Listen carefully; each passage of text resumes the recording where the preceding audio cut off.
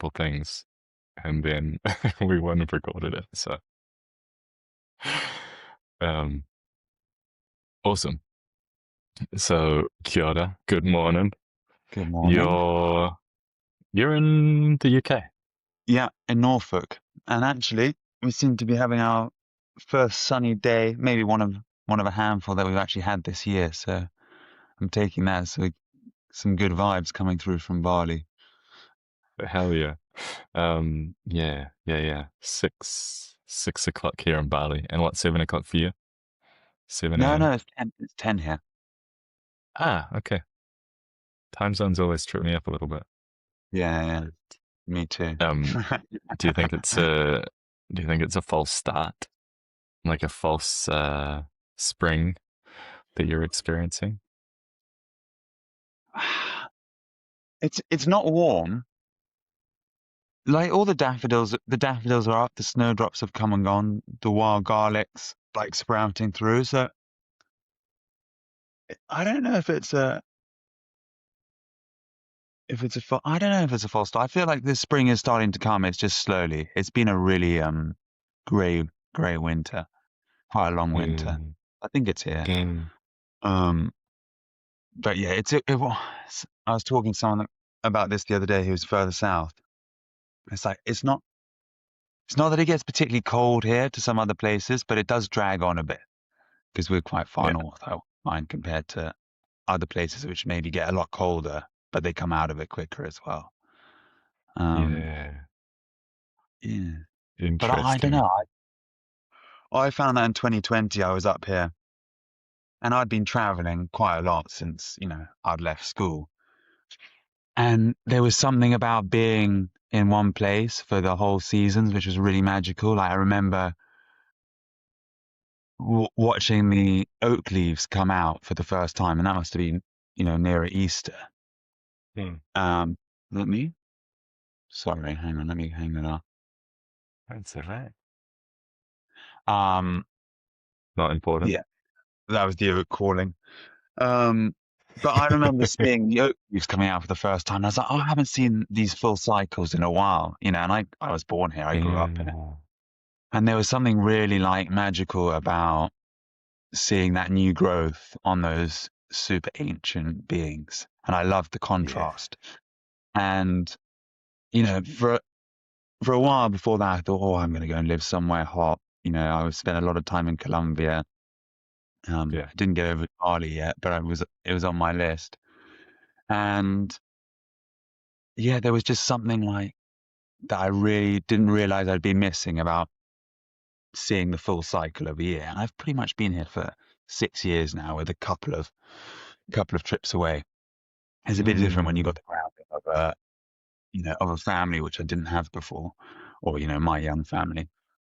yeah. Um, so yeah, I don't know, but spring is magical here, and when you've done your time with the winter, it does seem to have a slightly different depth to it, I'd say. Yeah. I feel like there's something about like I spend a lot of time in my head, as I think a lot of people do these days. And there's something about, like, a friend sent through that like an article about how our bodies need to winter. Like, Mm. we're natural creatures and we need these cycles of, like, um it's also like the word depressed, deep rest.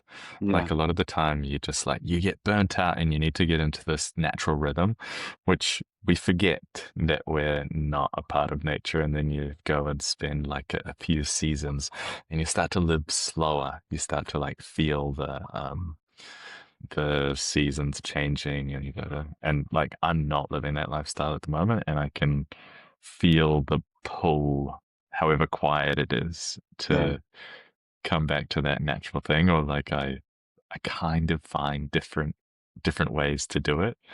um yeah. but I miss it. And I think that, like, yeah, I was thinking about this today, how the world is speeding up so fast, but also giving us the opportunity to slow down. Like, we can do so 100%. much more now than we could especially in certain domains. But it's not a very, I don't know, I'd be interested in your opinion on this. I see a trend where we get better tools and we keep working just as hard as ever. Um, Instead of like the theory could be, or the thought could be, oh, we I don't know, used to dig a hole with our hands, then we develop a shovel. Cool. Now I can dig the same hole in a tenth of the time. I'll dig the same amount of holes and I'll save the time and go and do leisure activities. We don't seem to be like that. Yeah, it's super interesting, and I hope it doesn't go that way. But was sort of reminded of the CEO of Nvidia. I don't know if you saw him. Someone asked him who the most intelligent person he worked with was, and then he Mm. started going into, well, what do we mean by intelligence is maybe changing, and I hope that the same thing is happening with work. Um, Mm. and a lot of these things, there's a sort of unification maybe between business and philanthropy as well, between work and play, um, between the garden and the farm, the wildness and the home. I want these boundaries to blur a little bit. That's my hope in a good way, not blur in a way that suddenly everything becomes work, but maybe that definition of work changes a bit. At least from Yeah. the mainstream. I mean, why are we, like there's a work maybe that that people work to survive, to make money. And Mhm. I hope the work that we sort of evolve into is a work where we move out of the time frame and move more into like Wow. trading a surplus of our passions. Um, Mm. which is it's kind of what like the great artists have always really done, right? That art is just then a surplus of your passion of letting life flow through you onto a canvas or whatever medium it may be. Yeah. Um, but I do see that. But yeah, I guess we'll just have to wait and see. Um, And we just have to try things, right? We just have to put it out there. Like let the life through flow through you in whatever way it wants to or needs to. I think it's interesting a lot of the, and I'm no expert on this, so please fact check me if I'm getting this wrong. But as I understand it, a lot of like the artists of um, a lot of the well-known, more ancient artists, I'll call them, um, were quite well off. And so they had the time mm, and the resource to be trained and to put their life into doing art. Um, and then like you see the percentage of the world that was contributing to agriculture has gone down massively over mm, the last few hundred years. And so I think the last number I saw was like maybe 2% of the world's population um, contributes to growing food. And that used to be something like 50%. Um, and like obviously pulling these numbers out of the air, but the trend I think is true. And then mm, the same talk could be applied to art. There's like we have more and more artists, and maybe everybody just becomes an artist of sorts. Like maybe the definition of work is how can you be as expressive as possible or as creative as possible. mm, mm. I remember walking into, I think it was a bookshop on Trafalgar Square. It's probably a Waterstones or something, and it had one of those quotes. And I think it was something like art is just a record of meditation. And I was like, oh, that's Mm, so like, and meditation is just being present, really, for me. yeah, So then it's like, well, could we live in a world where like, or do we live in a world where actually every breath you take is a form of art, and then it's just a shift in perspective that totally. needs to happen for us to realize like this whole thing is a canvas, and every step that we take, every breath that we take, sounds like a song. Um, it is some sort of print on the canvas. Yeah. Um, Yeah. and sometimes you do step into a place where that feels really true and aligned, and people are speaking like that, people are living their lives like that. Um, I watched a wonderful documentary. It just came out on Disney actually with uh, my partner Bruno and our son Leo on the weekend. It's called The Ghost Elephants, and it was about this South African chap who was going to search for these big elephants that they thought existed. There was an elephant shot in the 50s or something that's in the Smithsonian, which is maybe like 20% bigger than all the other elephants they have today. It's the biggest one ever Wow. recorded. And so they go up to the Angolan highlands, which is where like the Congo River starts, Zambezi River starts, and all the rivers for the Okavango Delta. And Yeah. it's high up, and but it's sort of deserty plateau. And they obviously had a war there for like almost 30 years. So it's one of the least mapped places on the earth. Mm. And there's a bit that really made it interesting to me because he went to go he works a lot in Kalahari, this chap, and he went to visit a couple of the Bushman sand community, whatever they like to be called. Um, and they're amazing people. Like they're the oldest. They're our living ancestors in some sense, from what I understand. Like they're the oldest group Mm. on Earth, and I think they're Australian Aboriginals. And and there's always this thing, oh, be careful not to like romanticize these cultures, right? But and like they have their problems, no doubt. There has been huge problems in those communities with alcohol, other things. But there's a twinkle in their eyes that, Mm.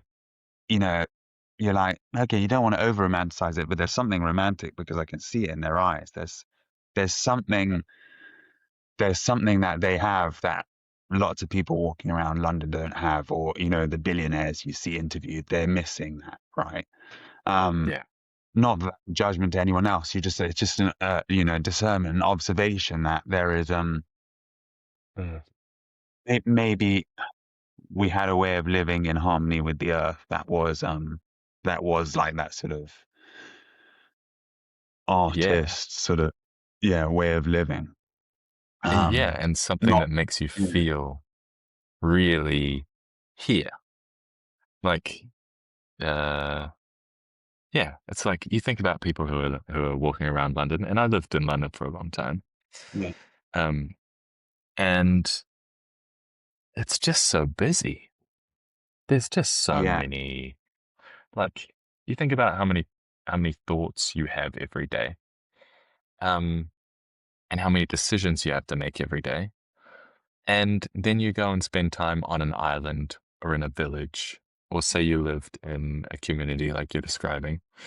Like, you have a fraction of the number of ideas and conversations and thoughts and all of this stuff. Like, maybe we are actually just designed to live slower than we currently are. And it fe- I notice it in myself. I love my mornings to be really slow. I try Uh, not to look at my phone. I try not to get on my computer. Um, and then as soon as I'm plugged in, as soon as I have the ability to put my ideas into the world, my brain starts to get really messy. It's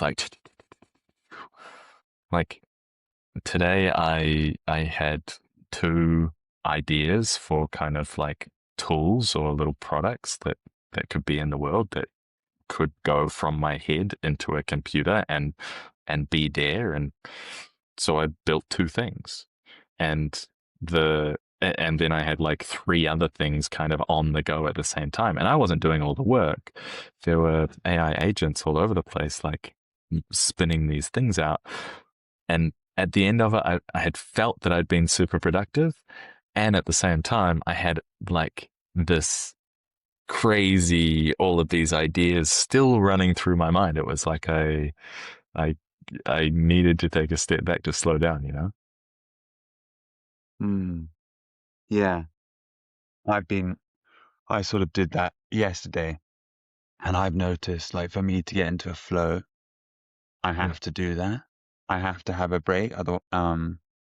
and then be hungry to come back to it. If I'm Yeah. putting myself behind the computer, like, oh, you need to do this, I don't get what I'm hoping to get done. But if I'm hungry to be there and I almost keep myself away from it a little bit, Yeah. and, and I'm outside of something, then it's like the ideas I find become, I get such clear ideas when I'm walking around and out in Mm. nature, and then I try and often write them down then and then bring them, oh, this is what I want to work on. Mm. What are you currently stopping? What are you currently starving yourself of? What are you like holding back to? So been working on this project for almost 10 years now, but it's, you know, not always behind a computer. But the idea came Yeah. 10 years ago and I haven't given up and I keep on following it. It started off as Yes. when I got into first learn about Bitcoin and cryptocurrency. I was sort of like, oh, my sort of aha moment was, oh, we kind of now can choose, how we mint our value and what Right. what we want our value system to be made up of, what we want our money to be made up of. Um, and I remember I had a little journey. I was like, well, we've got gold everywhere, around the universe. But the diversity of life on this planet seems to be the truly unique thing. Like, I'm sure there's life elsewhere, but, you know, we haven't seen anything with all our amazing telescopes that's this, materially alive, let's say, and diverse. And so I was like, well, how is that sort of, and I was really interested in hemp at the same time. I was sort of like fascinated by this sort of hidden history of hemp and how, like, Columbus's ship is made out of hemp. Like, we used to pretty much all our ropes were made out of hemp, clothes. It's one of the best sources of, fatty acids for the brain. And so I was like, what happened to this? And I was like, I wonder if we could use this new technology to sort of subsidize a, hemp economy. And that sort of took me to the seed. And then I was like, well, if we did this with one seed, we could sort of do it with all the seeds. So like I sort of was imagining like a sort of air mile for trade, but based around the specific plant. So you could create almost like the reverse of like the Hansel and Gretel breadcrumb trail back into the Uh-huh. forest. So we could say, oh, your coffee, you could be having a cup of coffee in London in the morning and it can be feeding like Nestle. And I think the CEO is on record for saying, oh, water is not a human right. Or it could be feeding an amazing like permaculture farm in Bali or Colombia or something where like they don't chop down the big trees to get a little bit more sun on the coffee. So actually it tastes way better, but maybe the yield's slightly lower. They're looking after the whole ecosystem. I was like, that's so interesting. It's the same product to a lot of people, but suddenly you make that one change, that Mm. little, half a turn at the start of the journey. And if we were all doing that, like you're feeding a different future. Um, so I started working on that and we built a little seed library in Colombia. And sort of through the process of doing that, I was like, oh, I remember the whole palm oil debacle. And I was like, there's nothing wrong with one of those palm trees. I think they originally come from West Africa. But if you start Mm. chopping down, the Indonesian rainforest just to plant this one tree, it's not that great. So I was like, I didn't want the same thing to happen with hemp. Yeah. And so on the Yeah. flip side of this coin, for a token to incentivize like transparent trade and hands-on trade, right? How many hands are touching it? I sort of I was like, oh well, could we have like a Pokemon Go style game to map ancient trees? So as you going as you're going to as you go and meet the tree, you can earn like a token. And initially, maybe that token doesn't have any value, but as Bitcoin showed us, anything that a community gives value can have value. Mm. And we Mhm. have like the sort of the toolbox now, let's say, and the framework to do that with all the innovation around crypto. Um, so then when I came back here when my son was born, uh, um, I asked myself, well, what do I really want to be doing? Because I remember, like, a lot of the like Uber and stuff, that's just two people who wanted to share a driver or something. And then there's a surplus of their passions became that company. And so I was like, I really, and Alan Watts, talking about be completely selfish is almost like the most selfless thing that you can do. Like Mm. if you're selfish with the awareness that you are part of a whole, you know. And Yeah. so I was like, well, actually, the trees, I love trees. I find like they set on my nervous system. I find them fascinating, like humbling that something's been here 1,000 years. Like, what has it seen? Um, and so I started like building the project around, or like dreaming about the project around mapping the ancient trees, and then using that.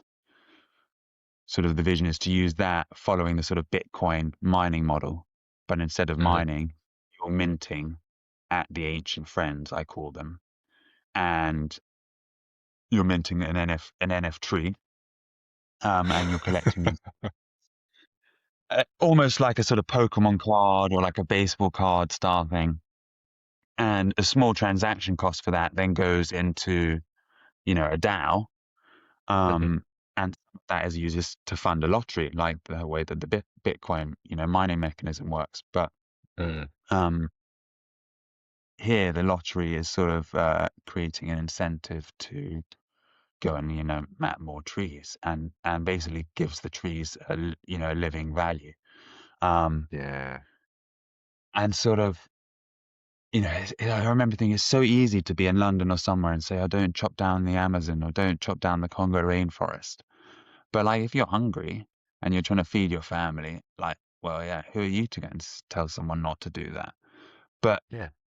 it's like, well, if suddenly there's a way to make a living of becoming guardians of these trees, particularly the really old Mm. ones, right? I think to start with, because anything that can't be replaced in our life, Mm. um, and they sort of carry a wisdom that maybe some of the younger trees haven't matured into, and because we've lost so many of them, um, they also have the genetics that has been resilient to the diseases and whatever else may have.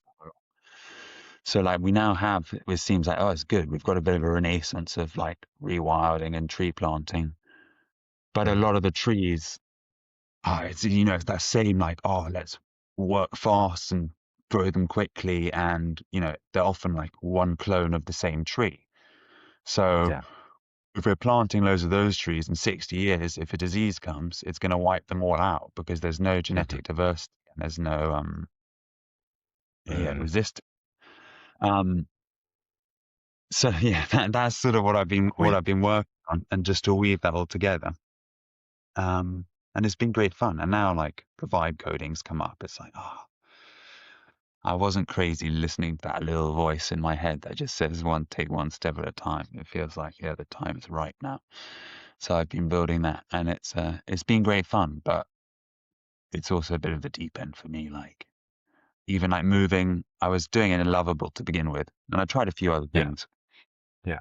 And then even like moving across, because I originally had the chat GPT, I was moving it across to Codex and just getting into the cycle of, okay, like uploading it, pushing it from Codex into the Git and making sure that, the conflicts are resolved and stuff.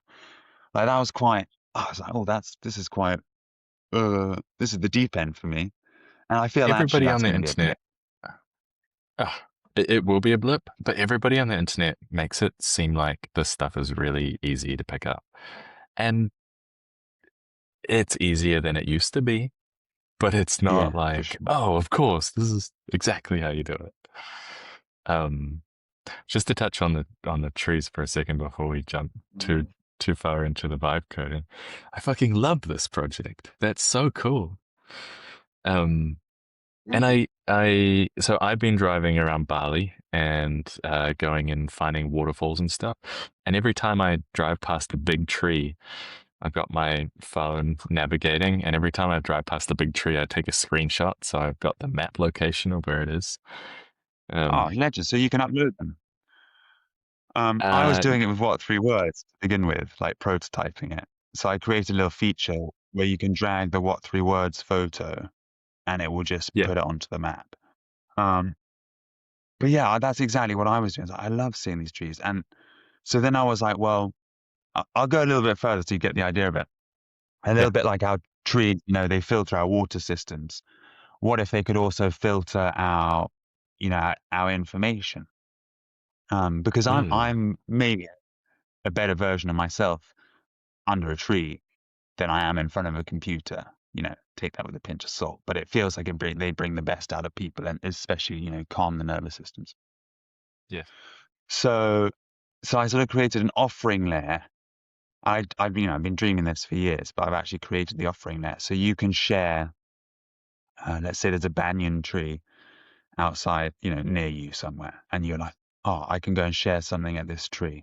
So I use music as the first example. You got a favorite song that you're listening to at the moment. You're like, oh, I want to remember that I was listening to this song in Bali and started 2026. I'm going to go and share it to this tree, Yeah.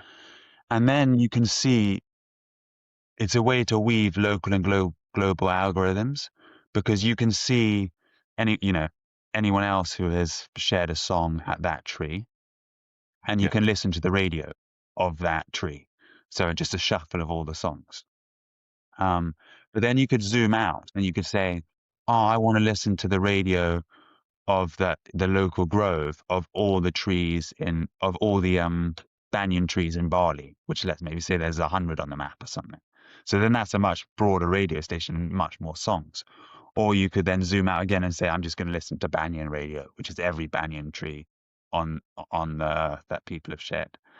So because I love traveling and the best like recommendations, you've got like on traveling or someone's like, oh, you'd love this book. And you pick it up at the right moment in the right place. Is so Mm. different to, you're reading that on the tube or something. Or maybe, maybe it is the tube is the perfect place to read one book. Um, but also having a 6 year old, I'm like, I feel like this is a way for people to understand how we grow our algorithms. So the more that you Mm. visit a tree, you get Mm. rewarded in the token, a seed heart, but you also get like a fractal influence token. So the more you're Mm. visiting it, the more you curate that radio station like, Mm. a Reddit board. That's the vision See. anyway. And then once you've done that with Interesting. music, you can do with all sorts of things. Um, but music feels like the first one and photos just to build the library around the tree.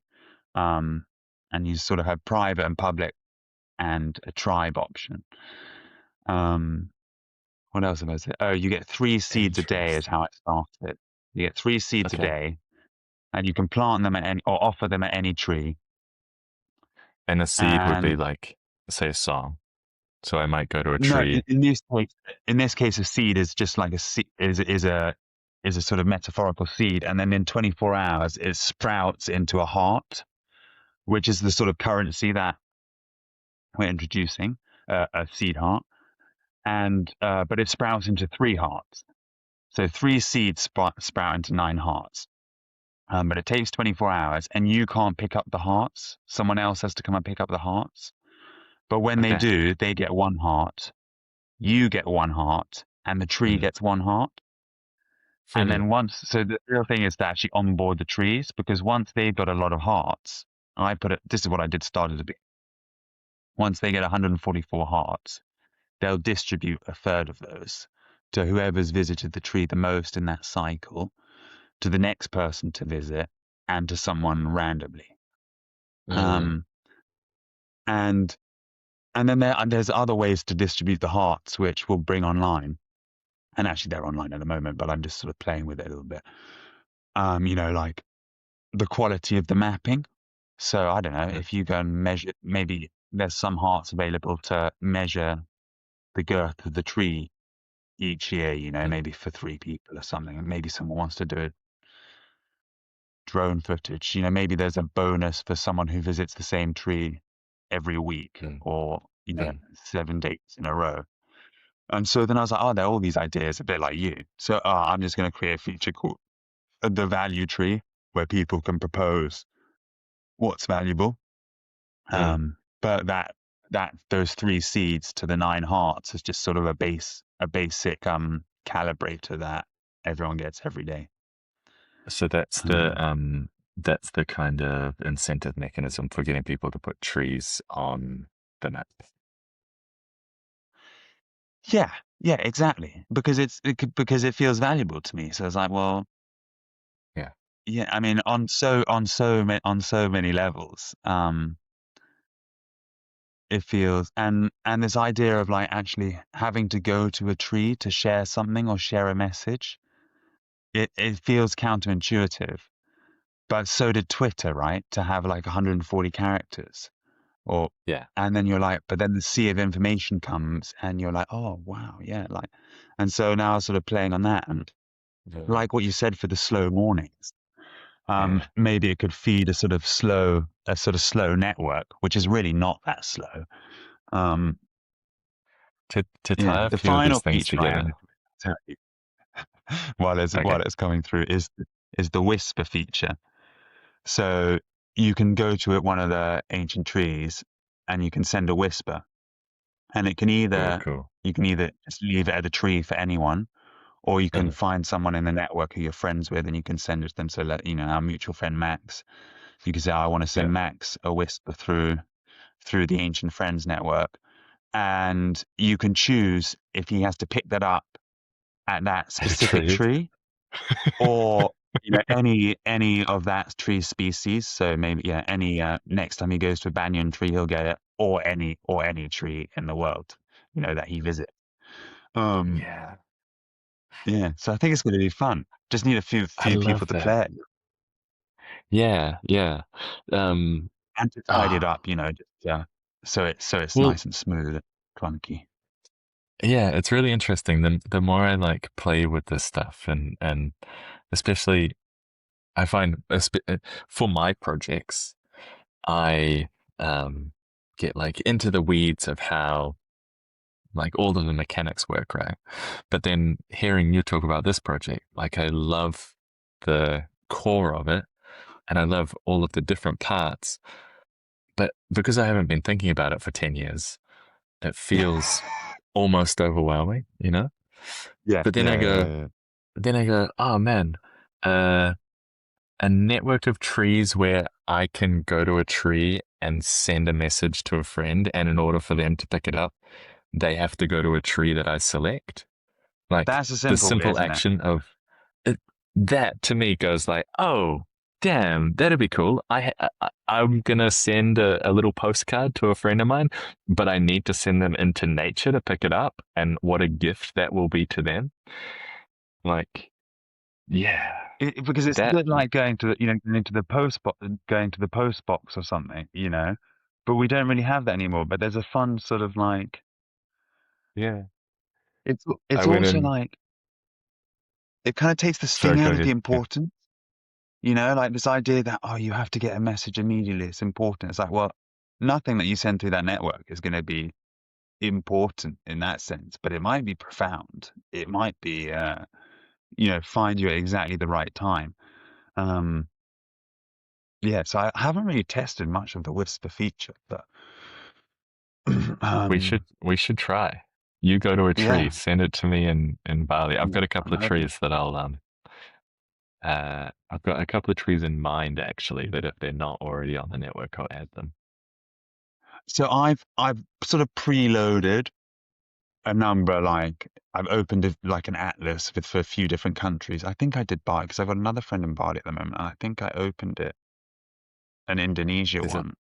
Yeah, th- there's a big, I mean you can put one on gorgeous. anyway. I just thought it's nice for the countries to have their sort of home page where you can see like, oh, these are a few of the really, because that's what I've used. Like we have something called the Woodland Trust, and they've got this amazing map of trees. But I've never added anything on there because it's like Mm. super clunky and there's not much. Once a tree Yeah, is on there, there's no reason to add it again. yeah. Whereas, on this, you can add another offering, add another photo, add a Mm. song or something. I Um, love this idea of Maybe having I can't dream of it. a spatial place that you have to go for, say, content as well. This is a really cool idea. Yeah, Um, yeah.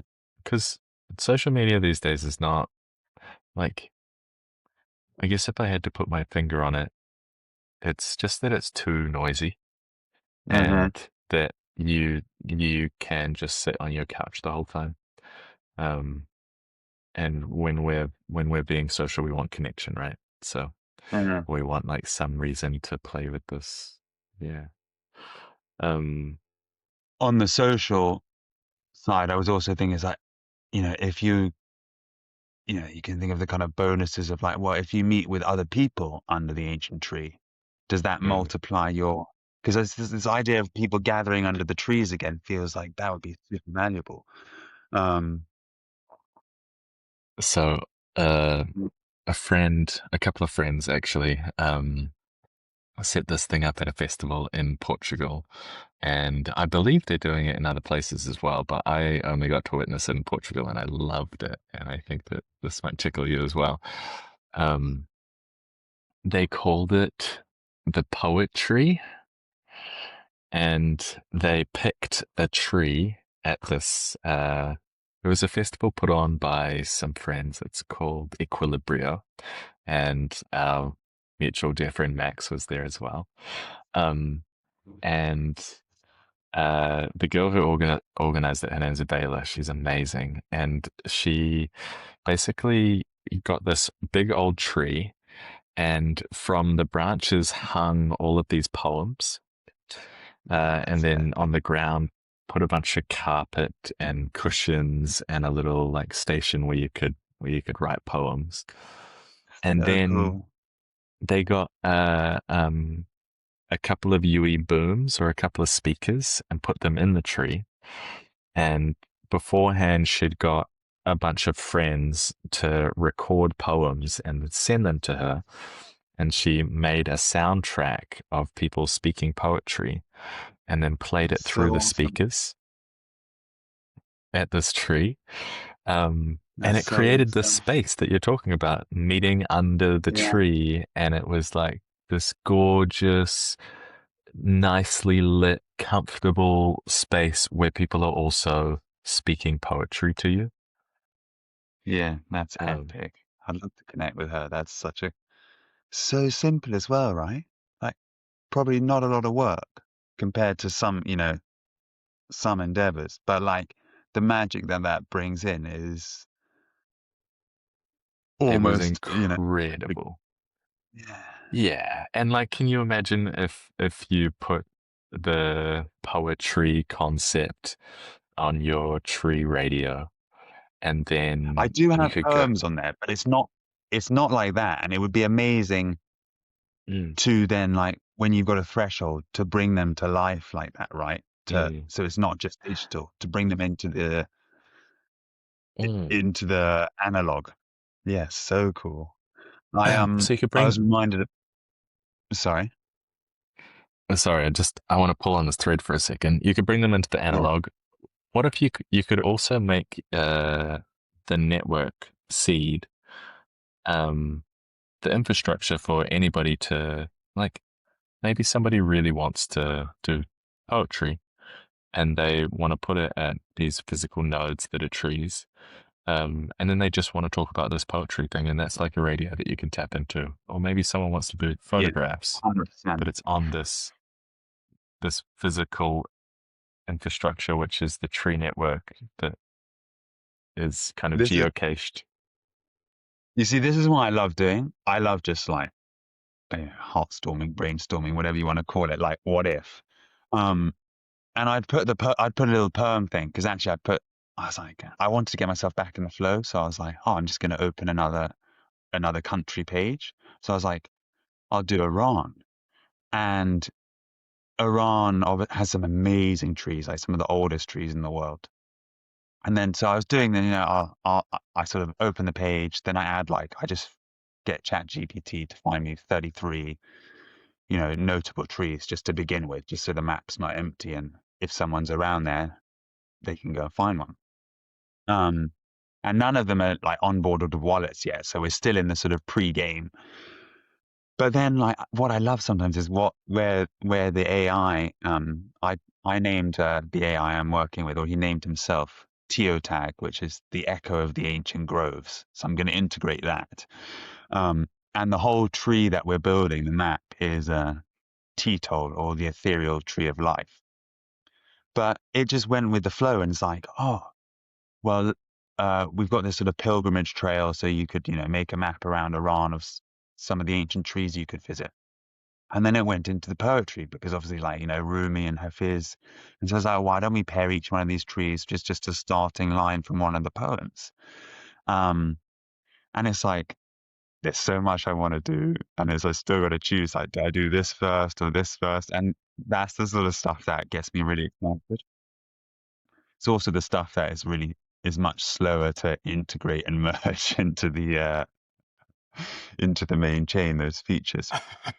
But yeah, and Do ultimately, love that the sort of open source. Like, where did this idea come from? Like, I've been pulling the thread for 10 years, but I didn't own it. I don't feel like I created it. I mm, certainly didn't. I certainly didn't plant all the trees that we're going to utilize. So I sort of really love for it to be as open as possible and also as modular as possible. mm, So like, I mean, I absolutely love the poetry idea, but even if there was an idea that is like, I didn't particularly resonate with because I felt like it might bring more noise into the way that I want to play the game. It's like, well, yeah, the reason why that can't be on someone else's map. So I sort of the interface is this imagined like old tree. And at the bottom, the roots is where you go out and you map the trees. And then the trunk is a sort of heartwood. I call it the Heartwood Library, where you keep all your digital records.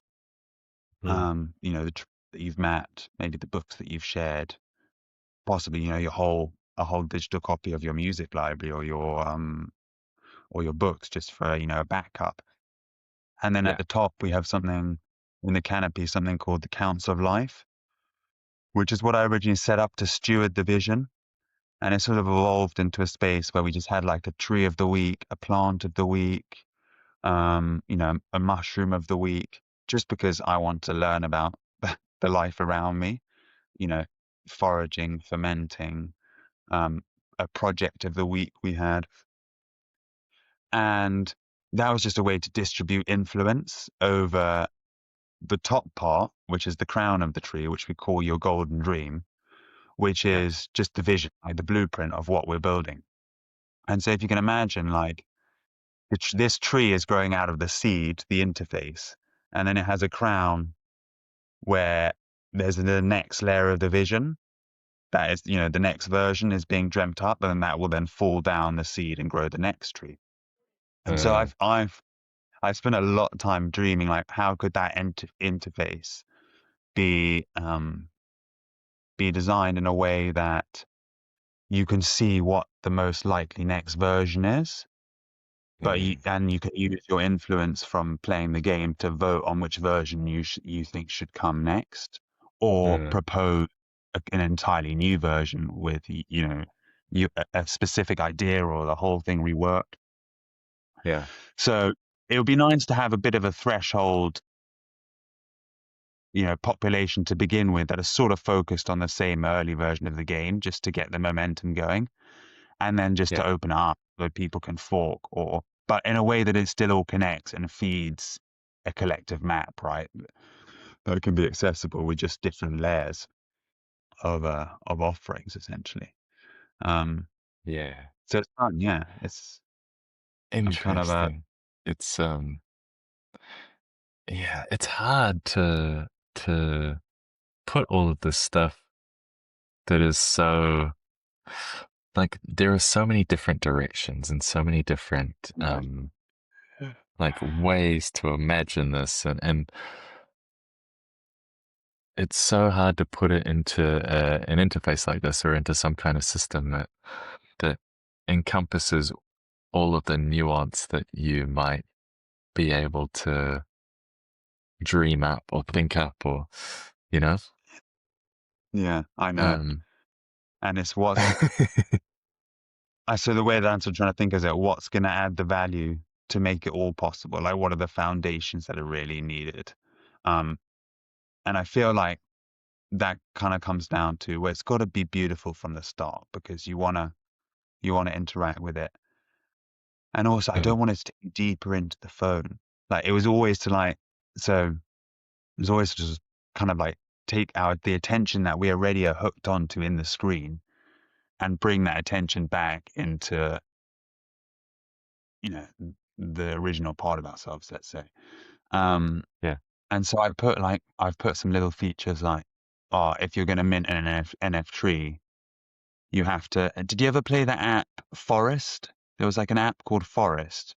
It wasn't a game, so to speak, but it was like if you wanted to do some revision or, work, you could put a little timer on and it grew a tree. Oh, And if you touched your phone, the tree stopped growing, right? And so cool. I love that. Sometimes I feel like I need to hack myself back into, better alignment. And so I was like, oh, well, we could do that with a tree.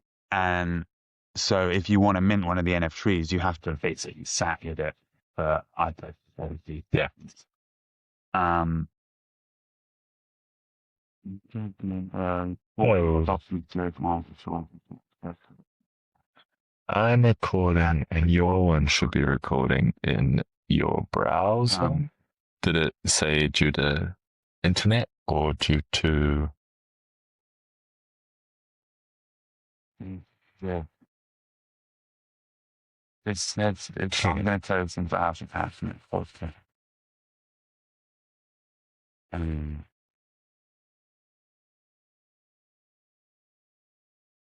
and to No, no apology necessary. run I think if you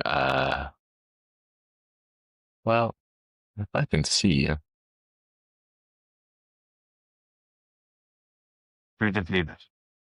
Yours, I yeah, see the record I'm button. sorry, I see your record button as well.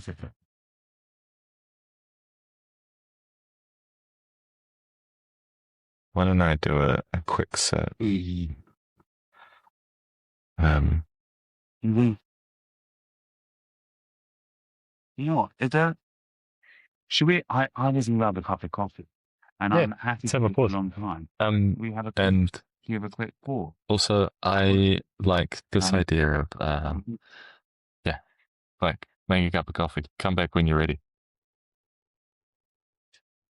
I do. I do. I'm just gonna keep us running, I'm and if anyone's listening, they can take a pause as well. planning for pause. Yeah, no. It's Oh, I'll cool. put Yeah. I put the website in, and if you want to have a little look, um, yeah, put it aesthetic with answer. Hmm.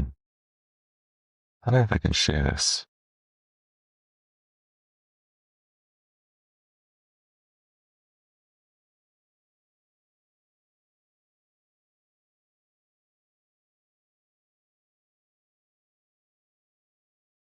I'd be sharing this game.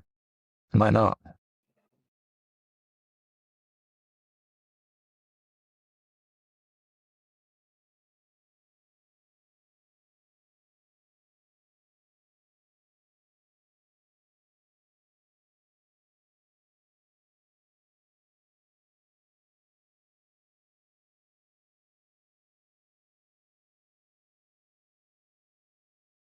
Seed.life.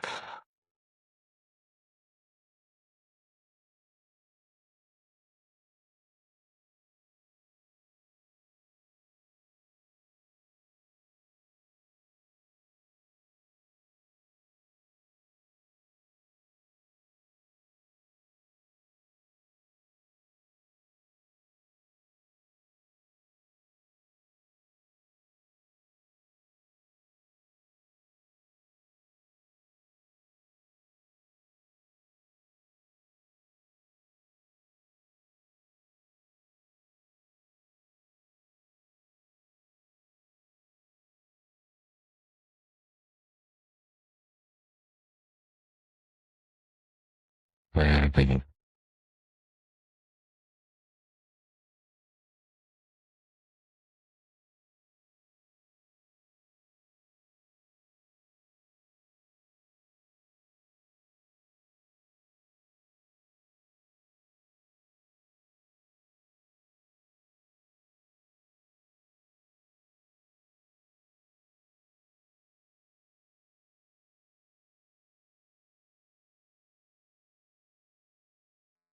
Begin to wander.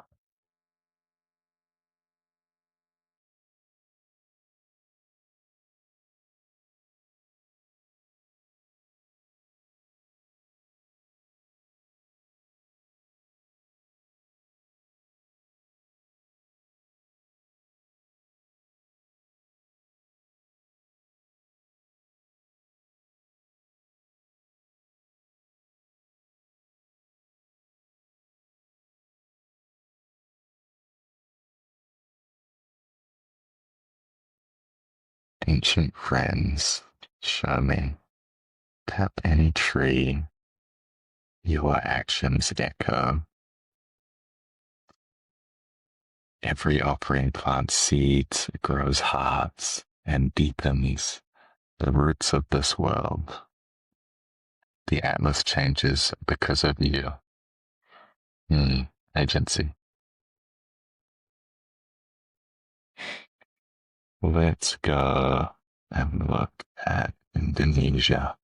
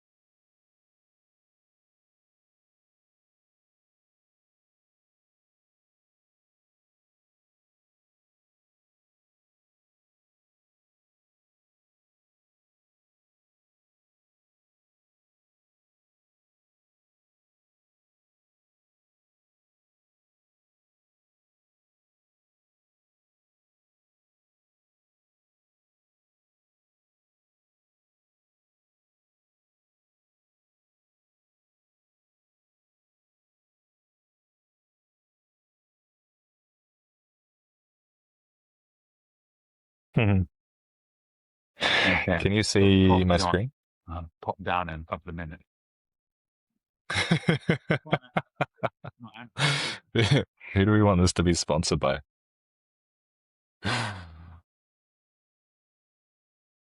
Yeah, sponsored by trees. Who do we want this to be sponsored by? Oh, who would be the dream? Who would be, I mean, that would be the dream, wouldn't it? But maybe before we get there.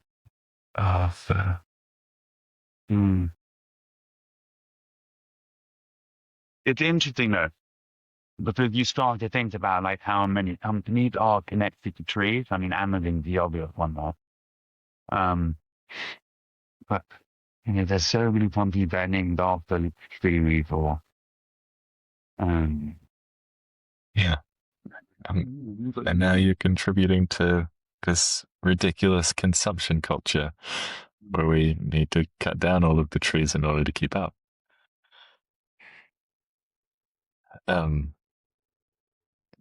It should be that at least. And I love. Oh, sorry, we got a little lag. And I was going, yeah, we got a little lag. Yeah, and I was just going to say one of my favorite quotes is when you open an old book, a tree laughs at immortality. So, but also, like, what if we could just print, a living 20 bucks and we should just print on the trees? So I've also sort of like, I found my new, instead of all the ideas that within, all my little ideas are within this. So I was like, oh, well, what if, you could sort of create almost a new form of publishing where you could get a little piece of the story at each tree you went to. Like these children's books. I don't know, there are a couple of books where it doesn't necessarily matter which page you get next. They just see the longer page you can draw. Oh, that'd be kind of cool. You could like load a book up and it's not necessarily on a specific tree. it just, a page comes up at each tree you go to. So each oak tree you go to, you get a little chapter. And you can, or, could be a poetry book. And you open it for someone. So I sort of install Tay's, poetry, Bali poetry book that he's written in Bali. And then when I get to Bali, every time I visit an ancient page, a poem, stuff or something. But it hasn't necessarily been set at that tree. I've set it in my library so that it holds that way. Yeah. And it's there. That's so cool. Did you ever And I think it's going to be building infrastructure this is what you're doing, right? Like you have the infrastructure here. Did you ever read that book, The Faraway Tree?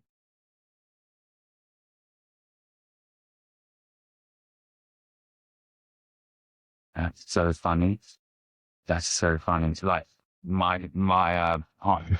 I started it, but my partner just wasn't reading it to Leo. And literally the day he reading Is it? I saw an advert that the film's coming out. They're doing a movie, and and it looks really good. And I've been going through all the literature, like where are the magical trees in the literature, obviously, Lord of the Rings, but the Faraway The Weeping Willow, yeah. and Harry Potter had the Weeping. So, yeah.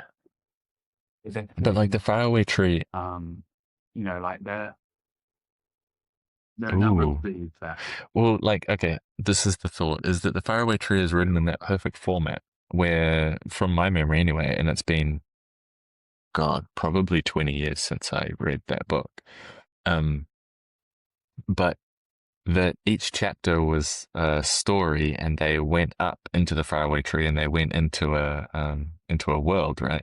So each of those chapters, like writing books in that style, and especially children's books, that would be a really fun format for children's books. Imagine and probably as fun format goes on with it, no, right? Imagine writing that book and then being able to see how it spread,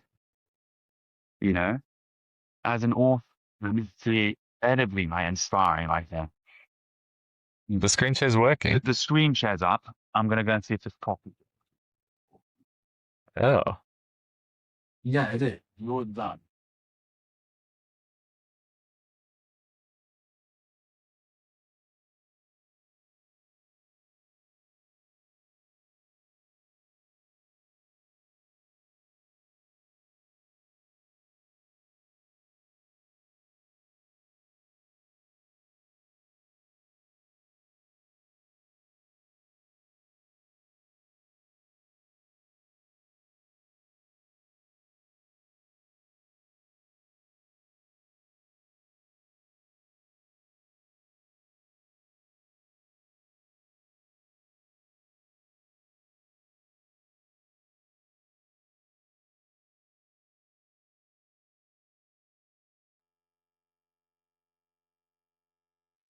Yes, please. I'll tell you a little story. Like, I have this great friend who I met. He's no older than me, called Ian. And he was introduced to me by this amazing lady called Linda Tucker. We started this project in South Africa called the White Lion Trust. There's a crazy story and stuff. Anyway, he had this tree. He lives in Cape Town and has a little wellness center. And there's a tree in the back. Great tree. A big tree. So very similar to those to the annual tree. And 15 years ago, take that with him just so I'm not exactly sure on the time frame, but a while ago, he had a knock on the door, and the guy was there called Mieri. And Mieri was a Maasai man who had a dream about this tree and had walked on the top of Uganda without a path to come through it. And then, So when I heard that, I was like, oh, wow, that story's just got stay with the tree, right? Anyone who comes to visit that tree should hear about that story, almost endlessly. Um, so he wants to, Mary Mm. wants to start a walking university of sorts, teach people how to walk, you know, back in right relationship and the land, should what you say, rather than on top of the land. And wow, I just found that story so He amazing. I've done that walked a couple of all times. the way because he'd had it, But the power because he'd had is a dream power. about this tree. Leap Wow. because you have a dream. And Mm. And then that's not the only mystical sort of like attraction I've heard trees had since then. I'm not the best person to talk about it, Ian, the great person to chat about it. Um, but then like the name for the tree came out, which is called the Abrinthi tree or Nucophilia. Um, and yes, and where I'm going with that is because I imagine I haven't visited the Abrinthi tree yet, but I have been to South Africa before. Um, my mum grew up in South yeah. Africa, so there's like deep connections in that part of the world. And I really want to go and visit in Nucophilia. But it also got me sort of playing Mm. with this idea that I call the time tree, which I've put into the council a few times, which is a question that I started asking people. And it started with the tree out of time. And then we also developed the tree in time. And you reminded me about it with the barley tree. And the base of the question is pretty simple, which is like if you could teleport out of time to any tree that existed on the planet with two people from the human story, where would you go? Who would you take? And what would you share with? Like, I don't know, Oh. have a coffee, could do something unconceivable. But the thing is, you can answer this question as many times as you want. Yeah. You don't have to think like, I didn't take my mom or something. I'm a pharaoh. You can play it as many times as you want. And then while you think of that, and then the inside version was people are still here. People who are Okay. still living in body and who Uh, are still here. So, Ooh, I well, like it. Can we play? Okay. So just so I have this right, yes. It's you're going to a tree somewhere in the world with two people from the human story, and you're going to share something. yeah, Okay. Um, yeah, yeah.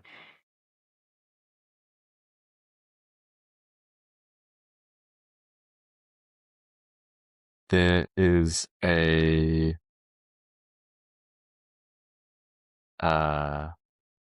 there's a tree in New Zealand called Tane Mahuta, and it's one of the biggest, if not the biggest, tree in the country.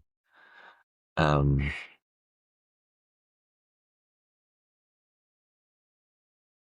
and I would love to go there with, um, it's got to be the Buddha, the uh, Buddha from scriptures. And then I want someone who's gonna like wind the Buddha up, you know? Someone maybe from maybe even a Gen Z Yeah. or ah no yeah yeah no okay I want to go and visit this tree with the Buddha and Genghis Khan and I want us to play cards. I want to share a game of cards, maybe poker. We're gonna play poker. That's it. I don't, I haven't, I don't think I've ever had an answer for take off. I love that. I need to start messaging these again because they're such cool. It's so interesting to see It's a where fantastic you question. have overlap with people. Um, and then It's a fun game, isn't it? Because you can never have met someone before, and you ask that question, and if they answer it, you suddenly go kind of straight to the heart of someone, like, oh, even if it's a very quick answer. Yeah. I suddenly know you than I did. So, but then, I was, and I love the abstract of like, you know, those who have maybe gone like that answer. But then I thought, oh, what if we have a new moon question where in the new moon, it's a bit more tangible and you're like, oh, well, who would you love to sit with who is around today?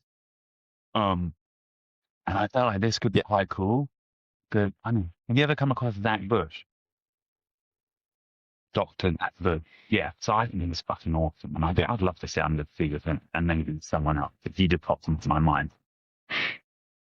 But also, I'd love to see him in dialogue. Did say certain people. And I was like, well, with this platform, if we keep on answering those questions, the new moon question as well for fun, we could maybe make some of these meetings happen like under tree. And that's sort of where I link back to the Ubuntu store because, yeah, maybe like I'd like to set up maybe some Ubuntu with Black Bush and that was the idea,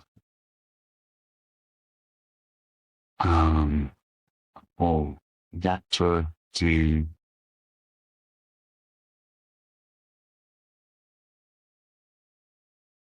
it's that who did the elephant documentary and everything. Who went up into the Angolan pipe. What Um, what do you imagine the topic of conversation would be? Like, why would you like to be there?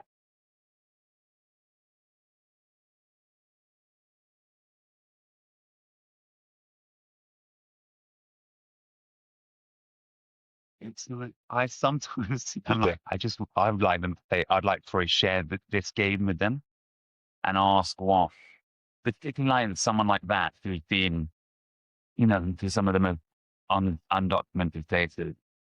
Um, I kind of just like to plant the seed, right? Because I love it when the AI or like when you and I plant that seed of that idea, and you're like, and then someone comes up with something that I haven't imagined. That'd be cool to play with, right? Or to see a cool feature.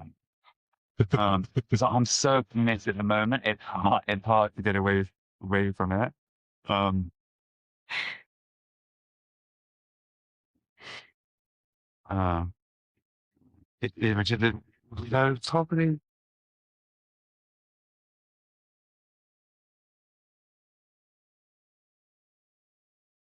So when this tree, I started feeling into the Equilibrio tree, one of the things that came through from her was like to map her family. To map, there's so many different types of pigs, and that was definitely a big inspiration. So I'd maybe like the conversation to be a walk, like to the conversation to be having a walk. I've had like I've sort of been in the nest for a while. I mean, I've traveled around a bit, A but pilgrimage. I feel like I really want to walk like a lot. Not run, but I'd like to walk. Yeah. Maybe within the area. It's sort of like when I say walk, have I been enough more than I can chew by saying that? But the truth is, I'd love to test myself to do on with You know, it'd be a really nice um, concept. We used to have circuses, and there are still circuses, sort of, but like the idea of a traveling body, right? Um, and and maybe this is what you meant by the walking university. oh my But God. how cool would it be if you, say, mapped out a bunch of trees, had a schedule for when you would be at each tree, and had a lecture with a guest lecturer at each of these trees. And whoever wants to come on this walk can come along and listen to, learn. I feel like this is the kind of thing that's been percolating for you. Because I thought of, yeah, it actually has like, I thought of like, it'd be fun to do I've never done Africa burn, and that caught me a few times, and that's in the Kalahari. Um, and they've got some amazing. They've got quiver trees, baobabs around there. It's like, oh, imagine if you started in like had a good like festival at the Africa burn, and then the caravan continued, and like you said, it mapped out a few trees, you know, maybe head down towards Cape Town and then up towards sort of like Kruger area. And I was fascinated by that line. The Egyptians used to call it like Zet Peti, and it or like the line of first time. In some of the African Egyptians, they said, "Oh, that's where consciousness being down to earth is first time," and that connects like the pyramids, so like Adam's calendar, the Great Zimbabwe ruin. Um, and I kind of feel like it'd be fun to travel up that line to some extent. Um, Yeah, yeah. yeah, and like, I yeah. we gotta be careful how far down the rabbit hole we go with these things because so many side quests and so many I call them dangerous conversations sometimes because it's like, oh, let's not talk about this too much because we'll end up there. Um, but on the like seed planting metaphor, I am often doing this in my life. Is like people talk about manifestation. That like, manifestation is woo woo, or manifestation is like really works, or people have different opinions about manifestation, right? Um, and I think it's really both. Like, I believe in magic for sure. There are too many wild coincidences in my life, at least, for there not to be magical things. But then also, I think about the practical nature of it. It's like, oh, you have ideas, and if you decide to express them into words, then they become conversations, and then they become plans, and then they become actions. Like when we're talking about a trip like this, like a walking caravan, like maybe this is planting seeds for something that it could happen. It could happen this year. It could happen in 20 years' time. It could be us that do it. It could be somebody else. Like, just the way that these things progress and sometimes snowball is really beautiful. Um, and it's as mystical or as practical as you like to make it. Like some of the stuff I can't wrap my head around is like this man dreaming about the tree and deciding to walk to it and knowing where it is.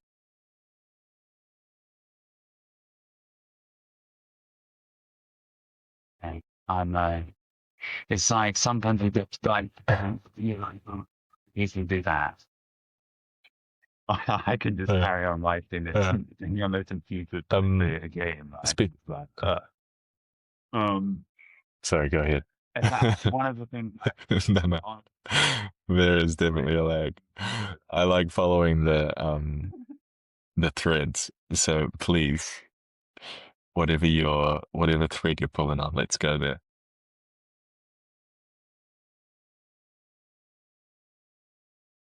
Well, I love what you said there about because I'm completely resonating that like there is a layer of magic, and the more you believe in that magic, the more it is. Like, but you also notice that when you're in there, Yes. you're in a receptive state to it. It really is. And I think movement, dance, and all those sort of things get you into that. Linda from the White Line, she has a card that says, uh, something like nature is magical, and magic nature. I mean, the oak tree, right? There's that Emerson quote, the potential for 1,000 forests lives in one acorn. And if you just look at an acorn next to, like, I've got oak trees outside along the road, if you can't see it, and they're big, like they're in there. The Druids used to say, actually, they grow in three stages. They grow for 300 years, they stand for 300 years, and they sort of get themselves back to land under the original slowly decay. And these are in my their prime, like strength. And I that kid gonna tie in an ankle. Like, how is that not magic? Like, how is that not magic? Like, these great things come from. And yeah, it's just sometimes it's just a way of a shift in perspective, isn't it? Sometimes we could get so, Yeah.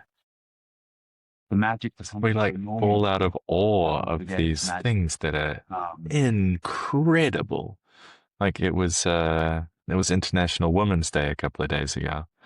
And like we forget, well, I forget, I'm sure everybody forgets at some stage that women literally grow humans. Like you create a person out of nothing and they become one of these things that's walking around and, talking on the phone and building things and coming up with ideas and like the ability for, for mothers to produce new people is so wild and profound and overlooked. Um, yeah, it's the same as the acorn. very true. I sometimes thought, I've sometimes thought like, there could be a homeless man on the street, right, who's had such a hard life. And there could be some guy walking past who has some idea, I don't know, maybe it's a new like water filtration system or like some energy system or some invention, some medical invention that's going to save millions of lives. And he's having a hard day. And just the look that this homeless man gives him a smile or something could be the difference between this is the experience, but it could be the difference between him like ending his Mm. life or going on to make this Yeah. incredible event. And you just like those moments, such miracles as well, like how life connects itself is I think sometimes that those are the ones that most outstand me, like the timing of it sometimes of when you meet people, of when people share. I don't know, I've read books at moments of my life, and I'm not just seeing receiving this hit at this moment in this That's it. it's how did that happen? Mhm. How did song divine? How did it move? It's so easy, and you have to be open to it. The more you're listening, the more it comes through. I've got a great story for you actually on tithing and magic about our friend Max. Um, so this was hmm, not last year, but the year before. And we were at a festival in the UK called Medicine Festival. Uh, Sober festival, very lovely. Lots of workshops. I had been talking to Max before, and I knew that he was at the festival, but I hadn't seen him. And I was with one of his housemates, and we are walking through this festival. And I forget who said it first, but one of us goes, "Man, I'd really like to see Max." We're like, "Yeah, oh, that'd be fantastic. I love Max." And then I have just this kind of intuition. I'm like, you know what? I think we're going to see Max really soon. And he's going to be wearing a hat. I don't know what kind of hat, but he's going to be wearing a hat and a skirt. And we're walking along for like maybe 30 seconds, honestly. We go around the corner, and there is Max, and he's wearing a top hat and a skirt. And we're like, what the fuck? We've been at this festival for like 2 or 3 days already, haven't seen this man at all.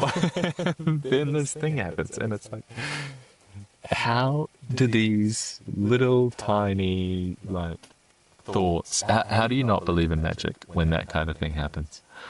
Um,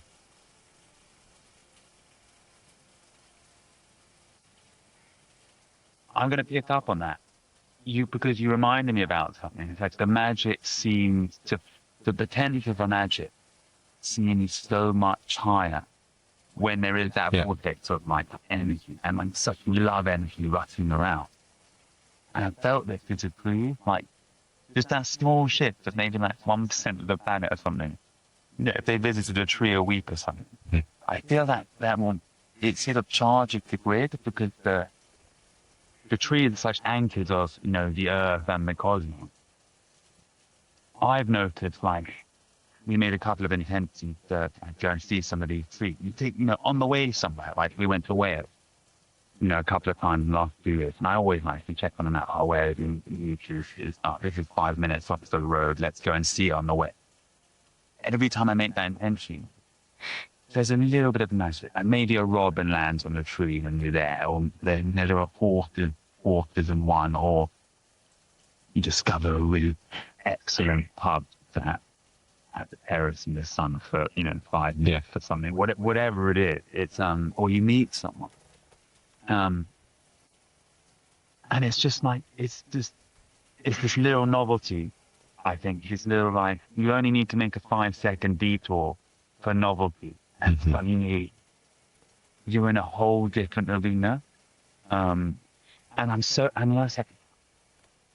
I'm gonna sort of go on to a little side thing, because I remember having some beautiful moments in Colombia where I felt, I've come in to the wholeness of who I am. It feel much wholer as who I am in the, you know, in the planetary God. But you can only kind of come home once in a big extent. Because once you know where home is, you know how to get there. So like, unless you go back into full amnesia. But you witness other people come home, and it's just the same thing. It's like another part of yourself coming home, right? The wholeness of who we really are. And so I just get this feeling that the trees are there to just help us, you know, bring ourselves deeper into the wholeness of who we are in the earth. And then, like, it's just that perspective shift. I think we don't need to really change anything. Like, it almost, you just need to shift our way of, you know, and I fall in and out of it. So I say you didn't sometimes, but I have that anchor now as when I get still, it's like, oh, I know I'm a part of this amazing whole feeling that we're all sort of remembering. And it feels like we are at this sort of pivotal time in our evolution or growth. And that if we do make that little 1 degree change at the start of this journey, we could end up in a truly magical land where the magic that we're talking about is, because there's the magic of just seeing the world is a miracle, right? But there's also that magic that you're talking about that you described with like the magic of the synchronicity. And I think the more that you see the world as magic, the more the momental magic of synchronicity sort of comes in at the right time, you know. Everything just aligns, right? And that the surplus of passions naturally aligns itself. It's like, oh yeah, I've got 2 hats today, and actually I don't want to be carrying around 2 hats because I have to hold one. Someone else comes along who I know really well. It's hot. It's sunny. Yeah, why do you have 2 hats? Oh, because I knew I was going to see you cosmically. But that exactly, or someone just happened to return one that I've lent them into. But it's like all that stuff is aligned, doesn't it? And yeah, so my feeling is we don't really need to make huge changes to just like seriously catalyze that magic that we're talking about. To me, it's the difference between the how do I put this into a succinct way? People often talk about efficiency, and especially in a world that moves really quickly. Like, efficient, this is efficient, we're going to streamline this thing, we're going to do this. Like, yeah, efficiency has its place, sure. If you're trying to do something in a really efficient way, great. The question that keeps coming up in different forms for me is like a form of what is the most effective thing. you could sit at your computer and you could try your best to come up with this thing that you want to build today, whatever it is, right? I know this is quite abstract, but then earlier you were talking about if you go and walk in nature, if you go and sit under a tree, the quality of the ideas that you have is so much higher. And to me, I think that's the 1%, is like, no, what's effective? Oh, effective is choosing the right thing to make. Effective is choosing the right action to take rather than going and getting really, really good at doing this thing that is actually not very helpful for anyone. And like, it's the work thing. It's it's also the tools that we use. Like AI, I think is fantastic. It's enabling a ton of things. It's enabling a ton of different ways to do things. Right now, though, we're asking a lot of questions of this thing that is making predictions for output based on all of the stuff that has already come. It's algorithmic and it's giving us answers that are not coming from the, like, I like to see people as channels for energy, for art, say. And when you're open to this stuff, like when you're going out and you're walking in nature and you're talking to the tree, say, ask the tree what it thinks is the best, answer to this solution. You're going to get a very different answer to us if you ask an AI model. And it's not that the AI model is going to give you something that's wrong. It's just not going to come through in the same way that like purely novel kind of interactions that you have with nature, or these really grounding forces are going to come through. So yeah, sometimes I wonder if like the ways that we're asking questions, or like how we're thinking about where we get information from, and if we can't pivot that to getting a lot of things from nature, because it's been such a source of wisdom through and through.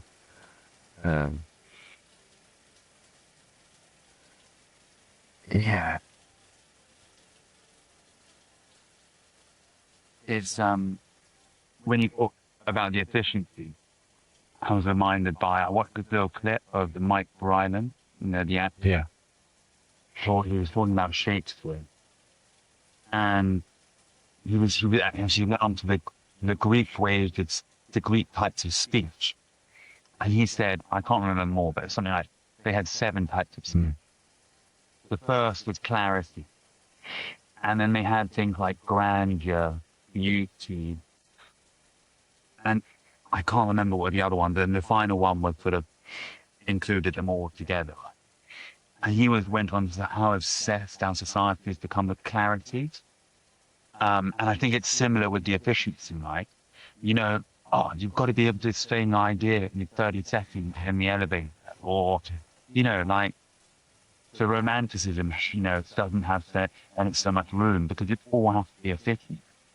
And when you don't want those, you don't necessarily want their parts, but you want some clarity and but it's I think a good analogy to that is it's become all about the destination rather than about the journey, which feels like a mistake, doesn't it? Because then you lose half of the 90% of the experience of the journey, right? So you're only enjoying the destination and never come. I find that so interesting, and I was like, and I've been playing with that a lot, because obviously there's this desire for clarity. People only have limited, or have given themselves limited attention to it. But also, I'm reminded like Terence McKenna talking about science, and he said, where we tongue science as like almost a new sort of God. Maybe we should have had stories. Maybe our worldview should be written around like a collective story. And many of it feels like it is, because even science is distorted. You know, it's a story of like modeling the world, isn't it? And then making predictions from those models. And that's not, I don't discount it. But it maybe feels a little bit like, what did Einstein said about, you know, the ego and the ego in great servant, the loud and master, like. And so I'm sort of like into it, but how do we bring the romanticism, the story, the grand, the beauty back into like the main, and maybe AI will help with this a lot, because it will, in the best possible way, I think it will free people to be in the arts, to have time for leisure, whatever that means. You know, to go deeply into themselves and ask, like, you know, what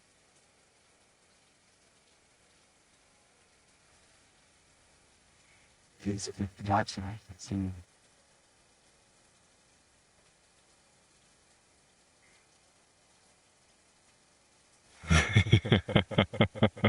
not, you know? Everything how much is so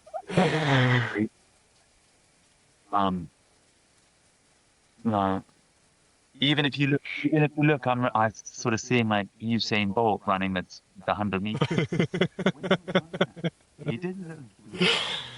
He I doesn't. love this.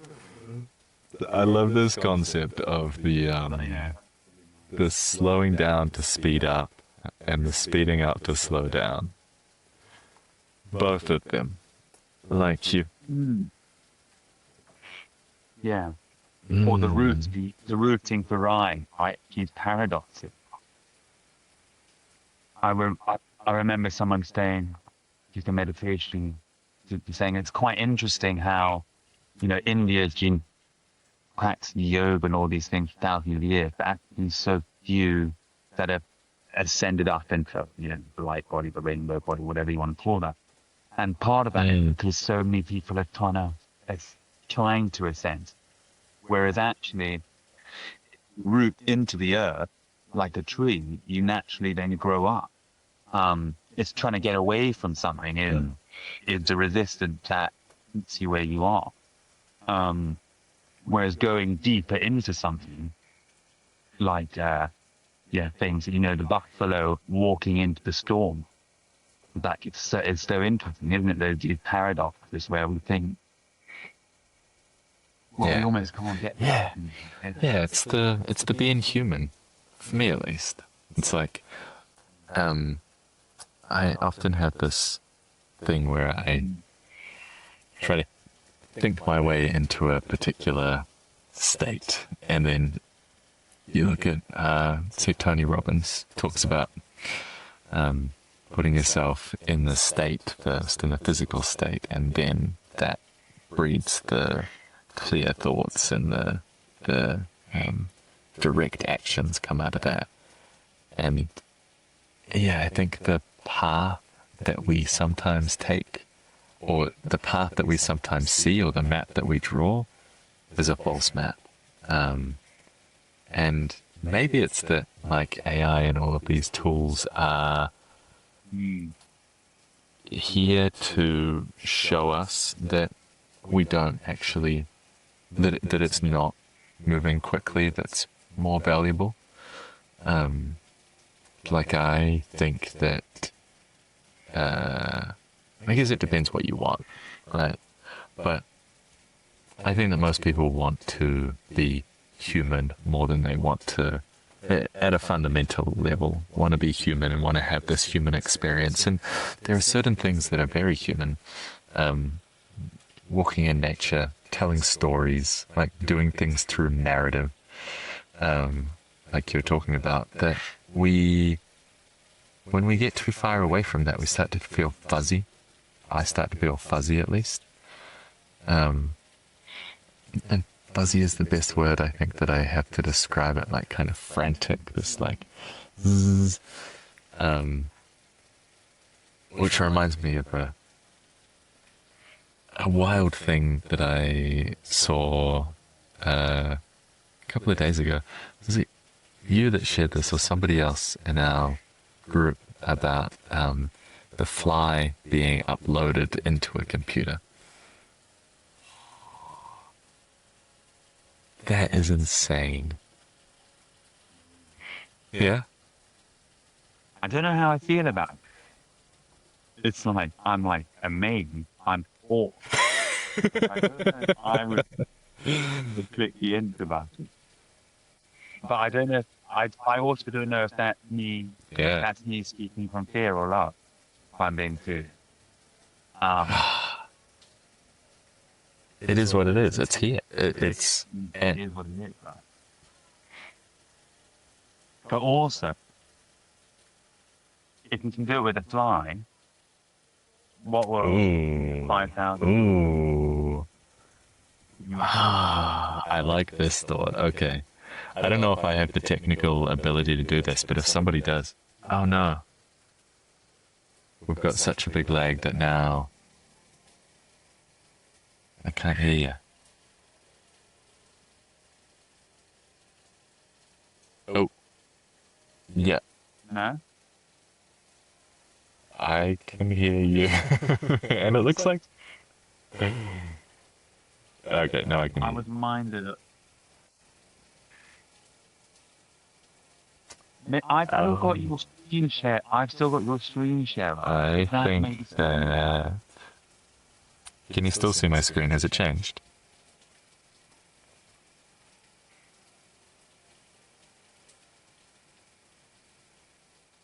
I can still see it. I wonder if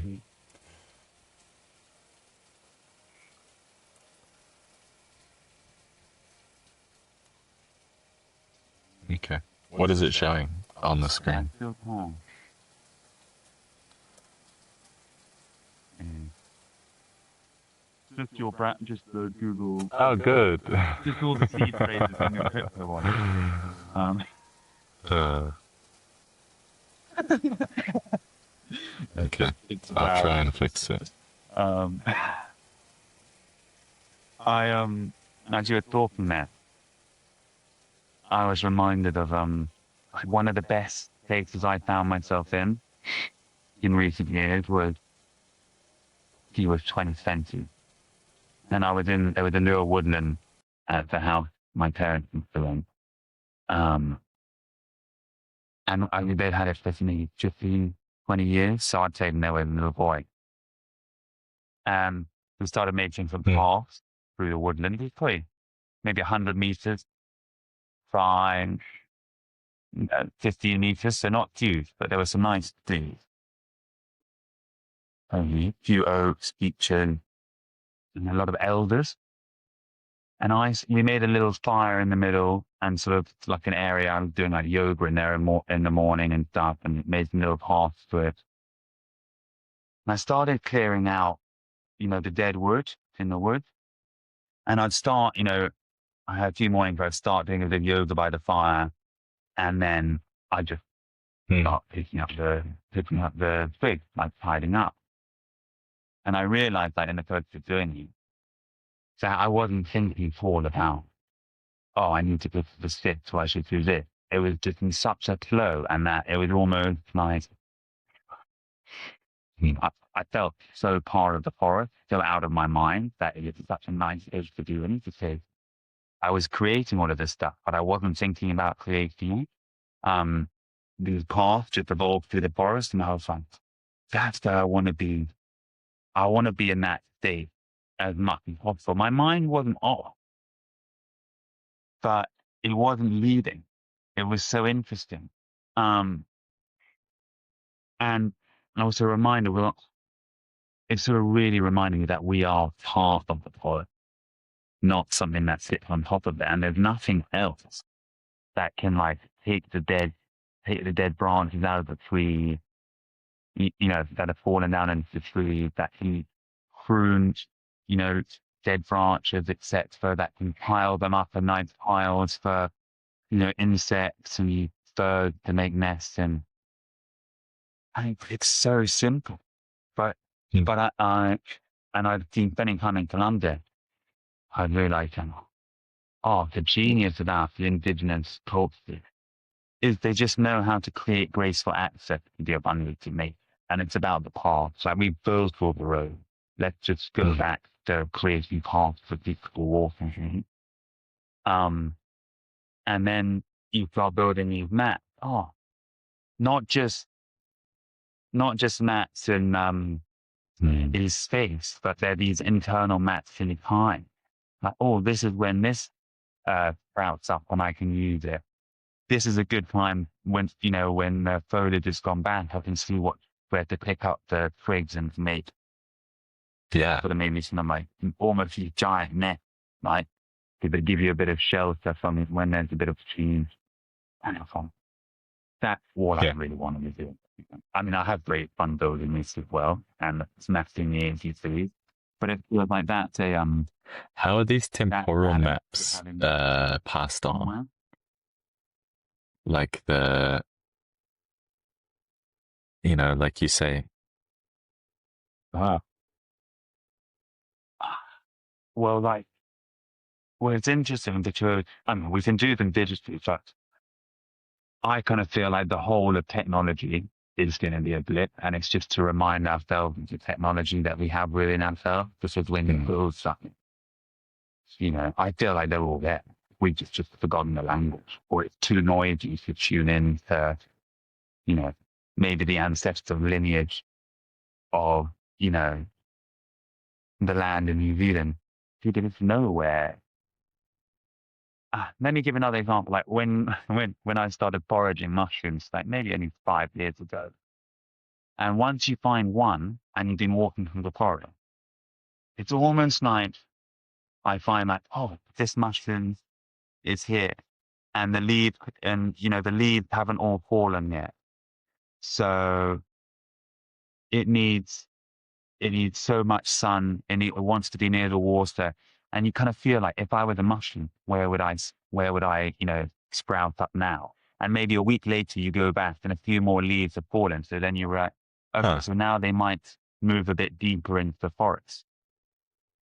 And and it's like once you find one and sort of get a taste for it, and you're kind of in that zone, and it feels like, that's like an ancient like skill that like the AI had, but we've all got it inbuilt enough to be kind of just lost it underneath some of the other skills, but it's still there, and it's just and we started outsourcing a lot of this knowledge as well. So we're outsourcing. So I have a question for you, and this was left by the last person, and I have to look it up. The last person I spoke to is he's an adventure racer from New Zealand. His name's Andy. And I said, Andy, if you have a question for the next guest, will you leave it here? So, all right.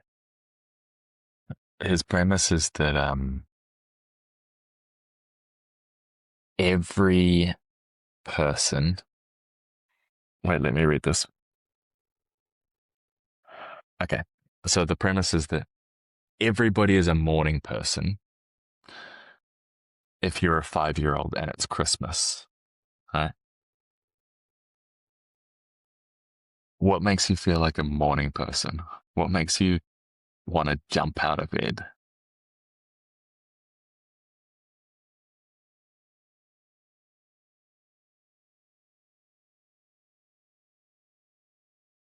So,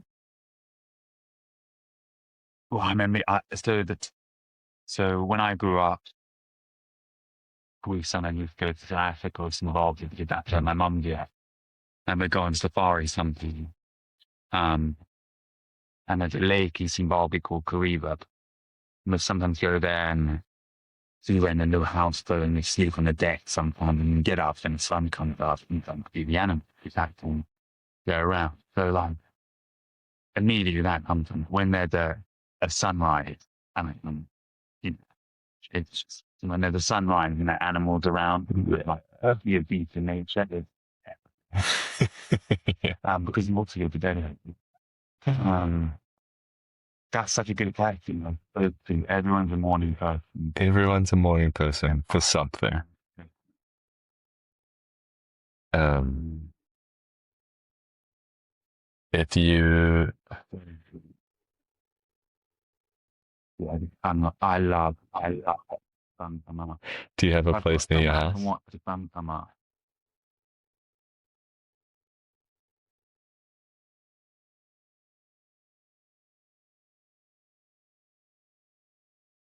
It's not. It's not terrible. My God, it's like a big cup. Oh, uh, yeah, there's a beauty in that. But Yeah, fair. it's just a bit great. Um, Um,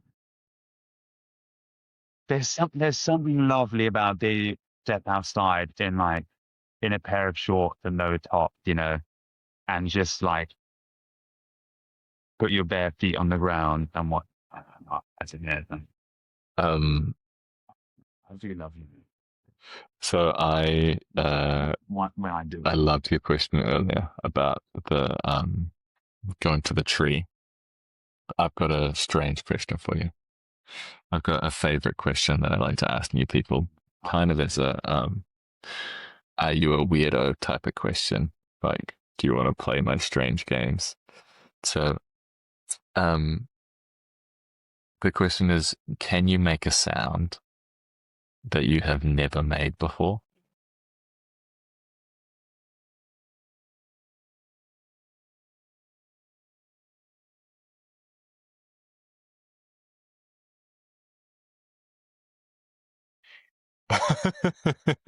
Definitely not yet, but I want.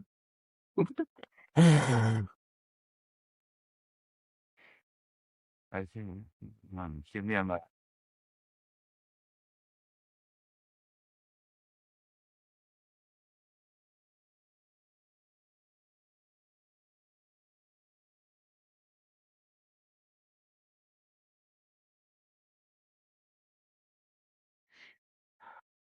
I'm super curious your thought process as well. Are you are you thinking of different? Yeah. My thought process, I'll tell you I'm thinking of animals to begin with. Like, is there an animal sound that I can find that I've never Oh, tried to make? interesting. Um, Hmm. or a bird one. I had one friend just tell me, "No, I've made them all."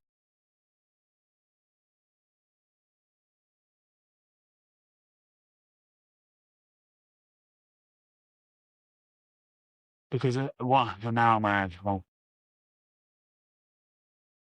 do I know? Uh, do I know Mm. what sounds like me? Do I remember all the sounds that I've made?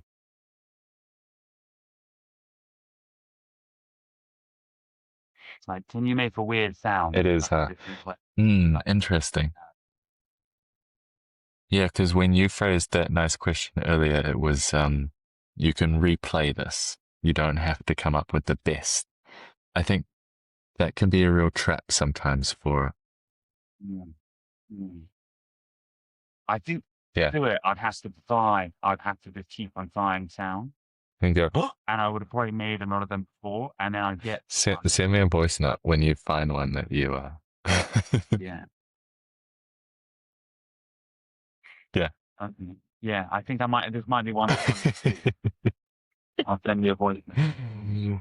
um, I'll say that. and my brain is starting to get very sleepy, discombobulated. But before I go, I have a couple of questions. Is there anything that you would ask for the next person, either at the start of our conversation or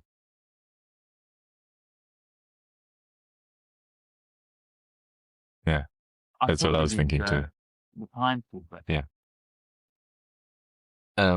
Oh, and I realized Yeah. I feel like I kind of know you as a person, but I didn't give you a chance to introduce yourself in any way. Um, so that anyone that's listening can you know. No, maybe write your bio on. Um, so Why don't I ask it in this way? Unless you've got a particular way that you'd like to introduce yourself. If um if your mum was gonna introduce you to um uh to a ghost elephant,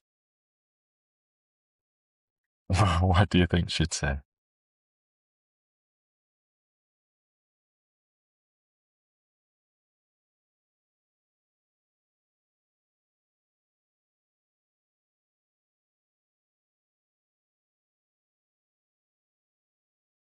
I think that's what this one Yes. what happened was really the elephant. So I oh, and I know that the elephant they go to the baobab to like Mm. people to search this and it's really so I think they get a lot of calcium and then cut from the bark. And the baobab tree is one of my oldest memories. So I'd probably like to be introduced as like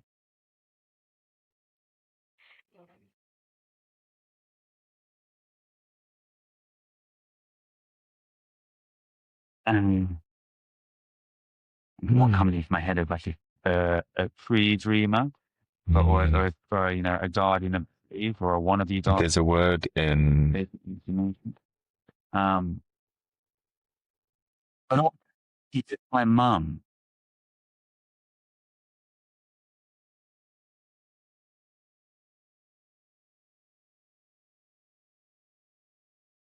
I think mothers they probably always see their children that yeah, their probably. sons and born son and son them. And kind of I'm just thinking about that my son. Um, which is not I don't think that's a bad thing at all. Um,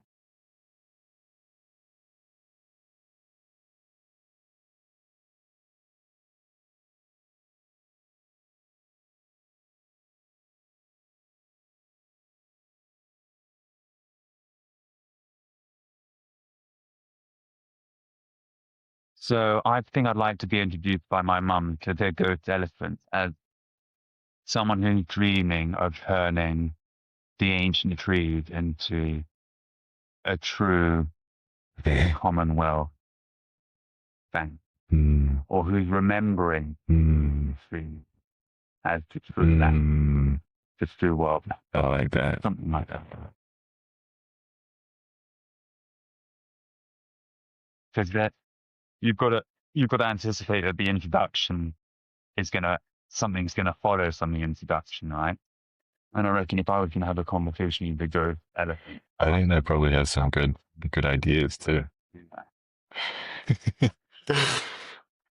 um, and in case anybody listens who would like to contribute or help in any way, like are there particular people that you're wanting to meet, things that you're wanting to do?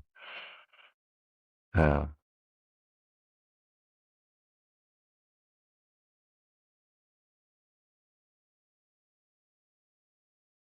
I mean, the romantic harmony just was reminded of that the Camus quote was like, "Oh, don't lead, I may not follow. Don't follow, I yeah. may not use.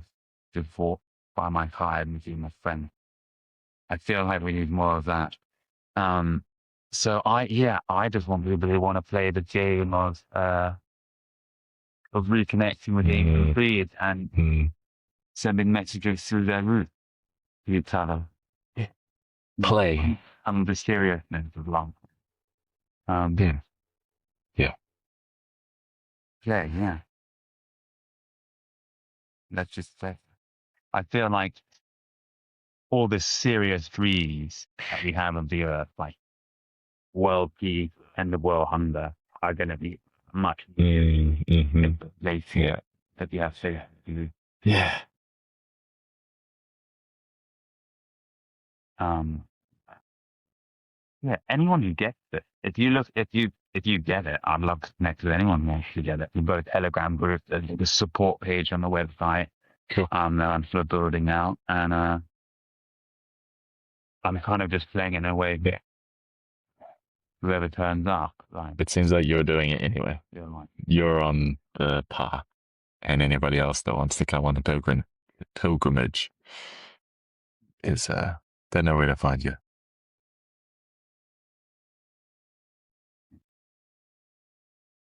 so tending the paths and like the limited path like on the planet, and it's so yeah, definitely you'd love some help in a lot of areas. I feel like it probably depends on its next what you start looking very like passionate are like. Um, and how we can connect that to I love that phrase. I love that phrase, the surplus of people's passion. the shared sea.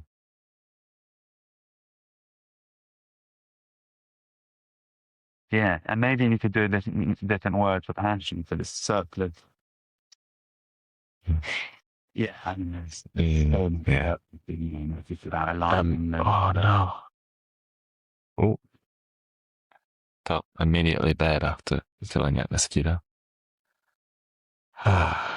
um, lovely, dude. I'm gonna take my leave. Yeah. Yeah. So lovely to meet you. How pleasant, man. Real pleasant.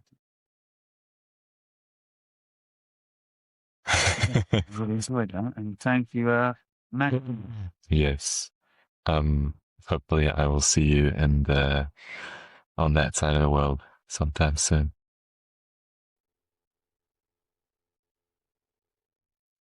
Or on the caravan. The seeds are planted.